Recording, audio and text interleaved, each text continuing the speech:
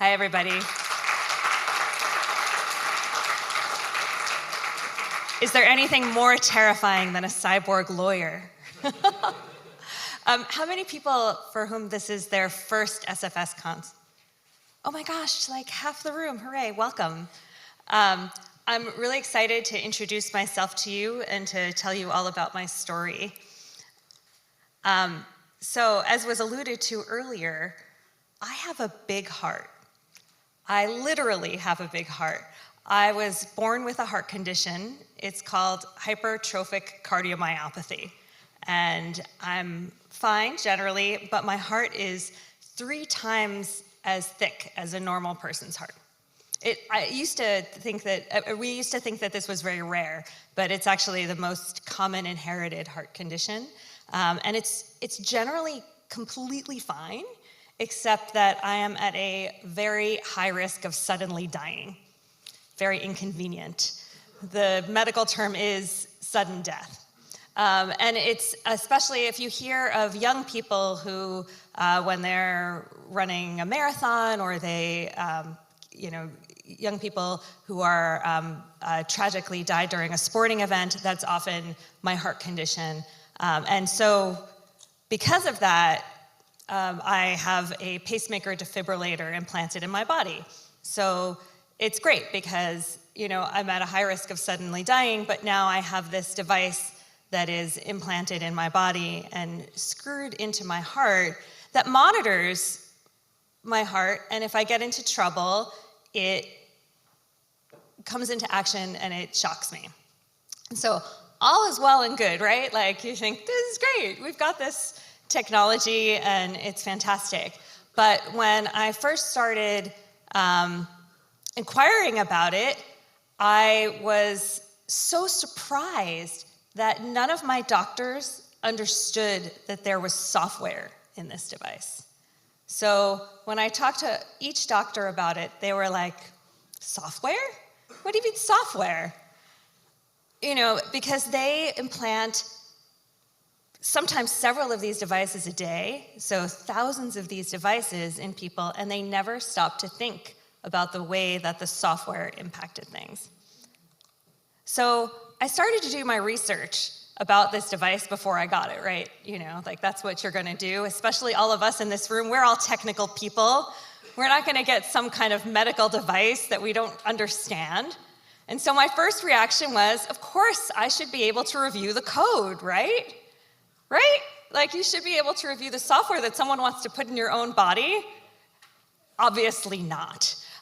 The medical devices companies gave me the runaround and frankly had no idea what I was talking about. What I did was I launched a research project about it to research the safety and advocacy of these devices. And what I found is what everyone in this room knows, which is that software has bugs. Surprise, everybody. And these bugs are not limited to any software. They're in all software, right? The Software Engineering Institute estimates that for every 100 lines of code, 1 bug is introduced. And so in larger software projects, that's a huge amount of errors and bugs. And so this is actually a very early study, and I'm very excited. It's been so sad to watch the evolution of our technology and to see the failures and vulnerabilities of all of the devices that we count on over and over and over again being vulnerable. And I like this one because this was one of the first early researchers that demonstrated how vulnerable our software is. And so this was one of those fun little things where they showed a car that thought that it was going 140 miles per hour, but also thought that it was parked, right? This is like a classic error.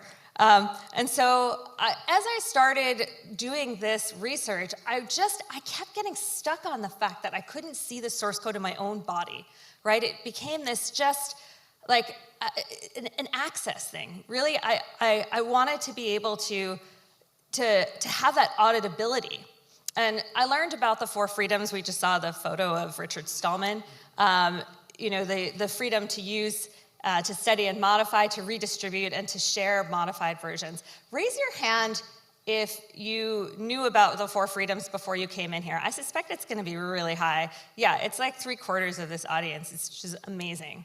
And so when I learned about this, I thought, gosh, this is what this encapsulates everything that I'm feeling right now. How can I get a device in my own body? How can you ask someone to incorporate technology into their existence and not give them the freedom to use and study it? I mean, obviously I could use it, but I couldn't study it at all. So that whole experience of getting a defibrillator caused me to stop using proprietary software whenever possible, which made me super weird. I stopped using, I still don't, but I stopped using mapping software. I stopped using proprietary software on my phone. Raise your hand if you avoid proprietary software wherever you can. It's like, this is the coolest conference, okay, everybody? That is like 1/10 of this audience, which is amazing.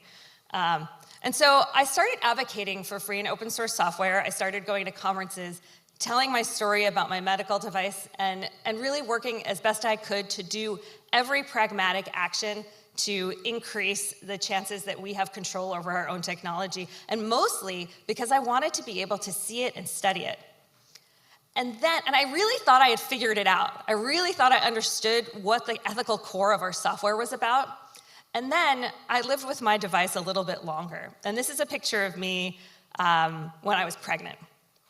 While I was pregnant, I had palpitations, which is like super, I see a couple of women nodding in the audience. Palpitations are super common amongst pregnant women. It's just when your heart beats a little bit fast, and it's very, very common. And so if you go to the doctor when you're pregnant, the doctor will say, oh, you have palpitations, that's totally normal. So it was totally normal, except that I had a pacemaker defibrillator. And so my defibrillator thought that I was in a dangerous rhythm and having a major problem, and it kept shocking me multiple times to give me unnecessary, unwanted treatment because it thought my heart was in a dangerous rhythm. And the only way that I could stop my defibrillator from unnecessarily shocking me was to take drugs to slow down my heart rate so much that it was hard to walk up a flight of stairs. So I'm a healthy person, I was pregnant, and I needed to take unnecessary drugs to prevent my device from unnecessarily treating me. It was a very strange circumstance, and I thought about it, and I realized that only 15% of defibrillators go to people under the age of 65. Fewer than half of defibrillators go to women. So the set of people that have defibrillators that are pregnant is practically non-existent. I talked to a doctor in the hospital, and I said, you should warn your defibrillator patients when they're pregnant about this thing. And they said, you're our only defibrillator patient. And this was in a major metropolitan city with millions of people in a major unit. And I was the only defibrillator patient in years, right? And what's interesting about this is that I realized that this is a perfect example of where our technology may not serve us. The device manufacturer desperately does not want pregnant women getting shocked unnecessarily, right? They desperately don't want this situation. And yet, here we are. Because there are almost no women that are pregnant with defibrillators, it's not a use case that they study. Because we use our technology for so long, how can we possibly anticipate the uses that we will have for our software? So I realized in the helplessness of realizing that there was nothing I could do about the proprietary device installed in my body, right? If I got all of the pregnant women together with all of the medical professionals that were outside of the medical device manufacturer, we could do nothing to repair the device in my body. We could do nothing to change it, right? And I felt this degree of helplessness, this profound helplessness in the face of control of somebody else over the very fundamental functionings of my body. And I realized that free software, it's not really about auditability, right? It's about control. It's about our ability to do something. We know that software has bugs, right? We know software is vulnerable. We know software fails. We know that creators of software can't anticipate every circumstance that we will possibly encounter. And so the question is, what are we going to do about it when that happens? What will we do when it fails? Will we have the tools? Another example of this happening that is very poignant, this is a picture of a woman who had a ocular implant. There was a company called Second Sight, and they were a startup manufacturer. They had these amazing ocular implants that caused people who were effectively blind to be able to see again. And the most amazing story from this woman is that she recounts how she was on the subway in New York City changing trains from the F train to another train, and she remembers the moment when her device went seeking an update, and there was no update to be found because the company had run out of money and had gone out of business, and she could not see. So it again comes back to, what will we be able to do when our technology fails, right? Because when we rely on software from manufacturers, when we have proprietary software, we have to first wait for the company to acknowledge that there's a problem, admit that there's a problem, and then make a change and fix it. So how many people here have never heard of copyleft? Has anybody here never heard of copyleft? Like almost nobody, which is amazing. So how many people here, I want to phrase it right for this room, which is amazing. How many people here don't care what kind of license they choose for their software as long as it's free and open? Nobody wants to raise their hand. So like a couple of people. How many people vastly prefer copyleft and will only use copyleft licensing in their software? So that's about like a quarter. I'm confused that there are some people who are raising their hand for both, but I think that's very cool. So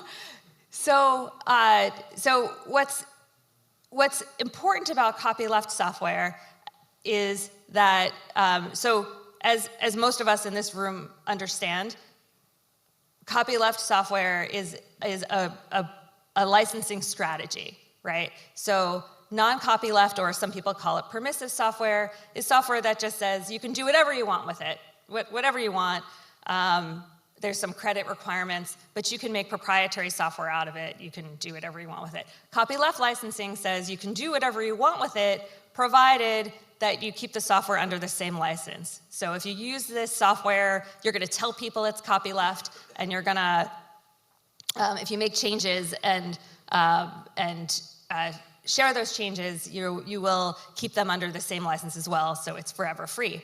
But what's interesting about strong copyleft licenses like the GPL, for example, is that it has a fundamental requirement that we be able to have the complete and corresponding source code. And so if we have a problem, we know we can do something about it. We know that we can get all of the source code, and then just to quote the license, because I'm super nerdy and lawyerly, but we have the complete and corresponding source code and the scripts to control compilation and installation. We have the ability to install new software. This is incredibly important because it allows us to take old equipment. There's an amazing fringe session happening here where people will take old equipment and they'll help you put new software on it. This is fundamental to free and open source software. And we've generally kind of come in to educate people to say, oh, you don't have to throw away all this old equipment, you can use it on free and open source software. And I think it's been interesting because it goes both ways, right? It makes people think, oh, FOSS is for old equipment, but also it prevents a ton of equipment from preventing themselves from staying out of landfills. So This is a picture of a TV that was made by the company Vizio that I literally just walked by on the street and was being set out for trash day. And I chose Vizio because my organization, the Software Freedom Conservancy, enforces the GPL, and we bring lawsuits against companies that are violating the license. And Vizio is one of those companies that has built their business model on surveillance. They have an ad component to their televisions. Their televisions are very cheap, and they collect information from their consumers. There is copylefted software in these TVs, just like there is copylefted software in almost all of our devices and technologies that we rely on. There's the Linux kernel, there's plenty of other software that's copylefted, and there's a tremendous amount of it that we rely on. And those licenses give us rights. They give us consumer rights to be able to do what we want with our devices, to be able to replace the software. But because so many companies don't follow the rules of the license, it's almost as if we don't have these rights at all. So at Software Freedom Conservancy, we have a program where Linux kernel developers and other developers either assign their copyrights to us or sign enforcement agreements with us and ask us to enforce the licenses for them. This is a name tag because many of the developers who are in our coalition are afraid to identify themselves because they are afraid that companies won't want to hire them, and they're afraid that there will be limits on their ability to continue to work in the field. And so we allow developers to participate anonymously, and it is so inspiring to work with people who contribute because they want the software shared. So that's one of the main things that we do at Software Freedom Conservancy is that we bring these lawsuits, and the idea is that we will establish the right of consumers so that when you go and you buy a product in the store, you know that you can get access to that source code. And what's happening right now is that companies just don't take requests seriously. So I'll say right now, all of you, the next time you go and you buy something, take a look at the manual, download the manual, or look in the material when you buy it. And if there is an offer for source code, request it. Take a look, see what happens. And the idea is that if we bring these lawsuits successfully, companies will always take these requests seriously, and they will do the work to make sure that they are able to provide the source code. We've brought a lawsuit not just in the United States, but we also funded one in Germany against AVM, and I'm happy to say that that case was resolved because AVM provided the complete and corresponding source code and the scripts to control installation on the part that we brought the lawsuit over. So that is extremely exciting, and I think it's a model that we will be seeing more and more, and it's important because developers don't always know where their software is being used, right? They create their software and they release it to the world, and then it's consumers who are the ones who are cheated out of the source code that they are supposed to be able to get. Raise your hand if you've ever requested source code from a manufacturer on your device. So it's like, wow, so like, I'd say like 10 people, that's awesome. Next year, I want to come back. Well, I don't know if I'll be able to come back, but this is an amazing conference. I really hope to come. But next year, I hope many more of you do, and it would be great to talk to you about your requests. We have a website called Use the Source, which I'm sad I didn't have the slide after the dramatic introduction, the Star Wars theme introduction. We have a website called Use the Source, and the idea is that when you request your source code from a manufacturer, you can put it up on that website and analyze it with other people to see if it works and figure out how to use it and put your software freedom rights into action. We at Software Freedom Conservancy also believe in diversity, which was mentioned earlier in the introduction, despite some of the moves of the administration of my country. And we run a program called Outreachy, which provides paid remote internships to people who are subject to systemic bias, And so these are paid remote internships that are available, and I highly recommend that those of you who are here who are interested in that apply to that. We also support alternatives to proprietary software, and so at Software Freedom Conservancy, we have member projects like Git and Inkscape and Samba and Wine and Selenium and tons of member projects that we keep under our umbrella and that we help thrive, because if we don't have alternatives to proprietary software, we're finished. And it's interesting, there are so many great sessions. I'm excited to participate in some of the ones about AI to talk about the ways in which the copyleft is being used in this way.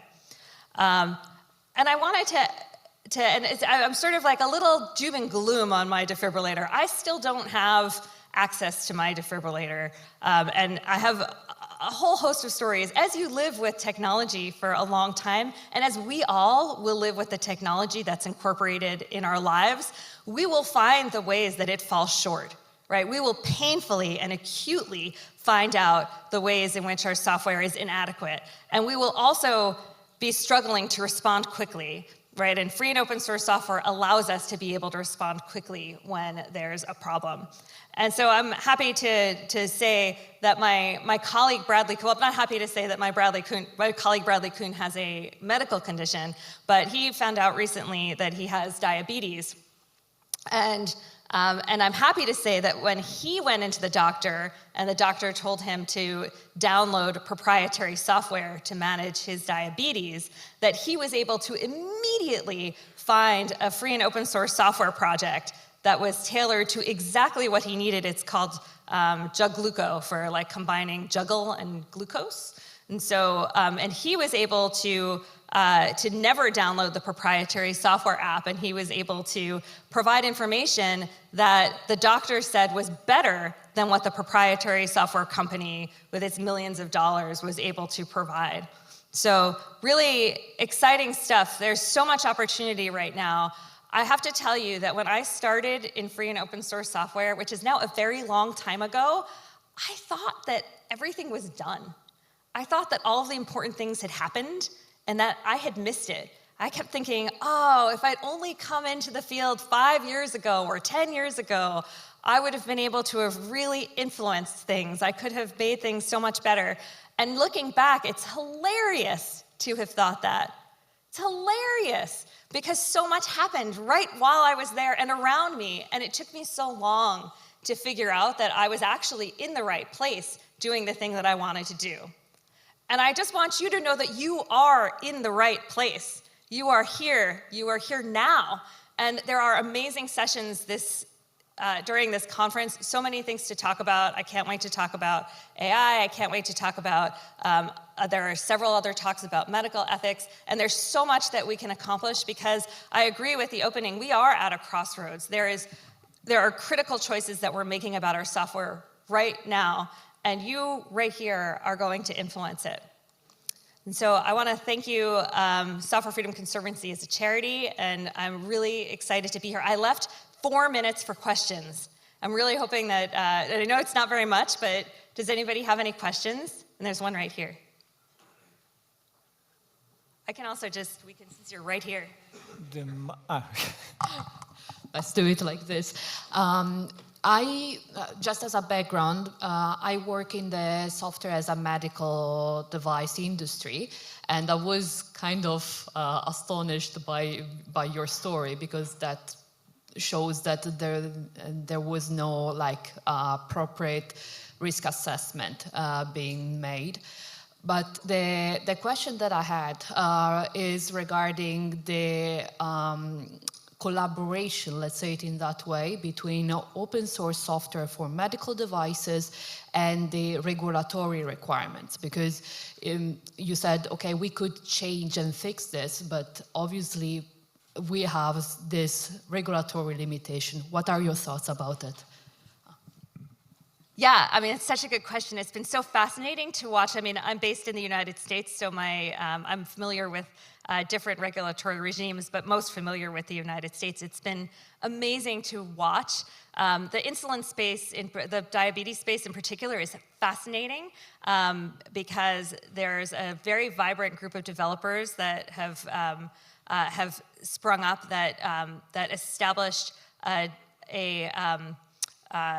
using a security vulnerability in a diabetes pump about 10 years ago.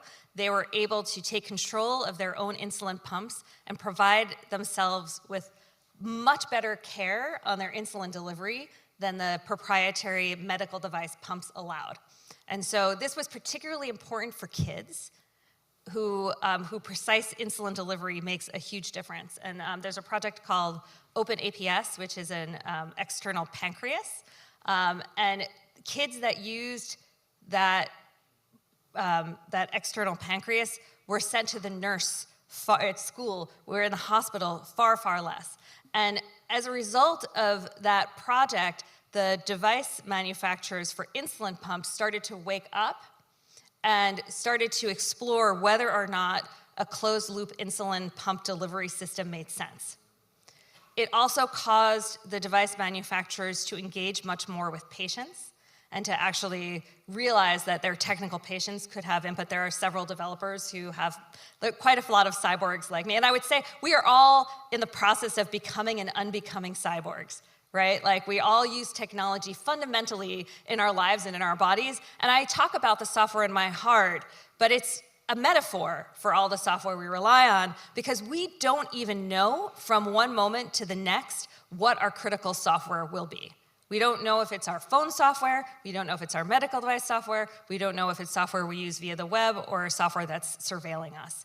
But the device manufacturers have changed their tact, and so have the regulators a bit, because they are open to this idea that they can't ignore the fact that there have already been dramatically better outcomes. And this is one of the things that I love about the free and open source software community, is that we're doers, right? We're not people who just talk about stuff. We go and we do something that moves the needle at least a little bit and demonstrate that we can do things differently, and that causes regulators to have to change. So it's still slow going, but the groundwork is there, and I expect it to change. I don't know if we have time for one more. Is there one more question from the audience? There's one right there. What? Oh, sorry. Hi. How can I tell when I can request the source code from the manufacturer? Oh, how can you tell when you can request a source? So that is a great question. You cannot always tell when you can request software from a manufacturer. According to the copyleft licenses, device manufacturers are required to tell you when there is copylefted code in their products, and you will often see it in the manual. So if you look at the manual, often in the menus on a device, you'll see a thing that says like about, and then nested like 20 levels down, you'll see open source licenses, and it will say, go to this website to find out more information about the licenses of the software on your device. Companies do this because they believe that satisfies their requirements under the license. And that's how you know that there's probably free and open source software in there. There's copylefted software in there, and you can request it. Many of the large manufacturers make this a little bit easier, and they have like email addresses that you can write to.